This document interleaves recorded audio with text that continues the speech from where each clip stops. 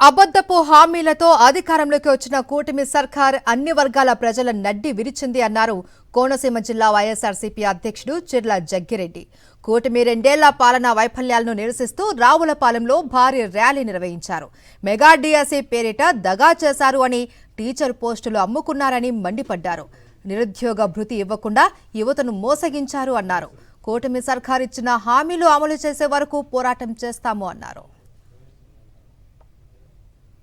మరి ప్రజలు నమ్మి అవకాశం ఇస్తే వారిని నట్టేట ముంచి మోసం చేసినటువంటి ఈ కూటమి ప్రభుత్వం ఈ రోజు ఇచ్చినటువంటి హామీలు ఏది కూడా అమలు చేయకుండా ముఖ్యంగా మరి నిరుద్యోగ భృతి 3,000 రూపాయలు ప్రతి నెల ఇస్తారన్నటువంటి చంద్రబాబు నాయుడు గారు ఇప్పటి వరకు సంవత్సరానికి మరి 36,000 రూపాయల్లో ఒక్క రూపాయి కూడా ఇవ్వకుండా ముఖ్యంగా నిరుద్యోగులకు నడ్డి విరిచి మరి ఈ రకంగా ఏదైతే కూటమి ప్రభుత్వంలో టీఎస్సీ పోస్టులు అమ్మబడినటువంటి కౌంటర్లు పెట్టి నారా లోకేష్ గారు ఇవాళ మరి ఈ యొక్క ఉద్యోగాలన్నీ అమ్ముతున్నారు.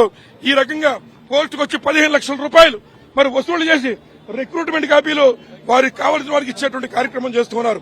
గోల్డ్ మెడల్ వచ్చేటువంటి వారికి ఉద్యోగం లేదు, కానీ ఎవరైతే వారి అనుయాయులకు మాత్రం పరీక్ష రాయకపోయినా ఉద్యోగం ఇచ్చే పరిస్థితి ఇవాళ ఈ యొక్క రాష్ట్ర ప్రభుత్వంలో ఉందని చెప్పి మనం చేస్తూ ఉన్నాం.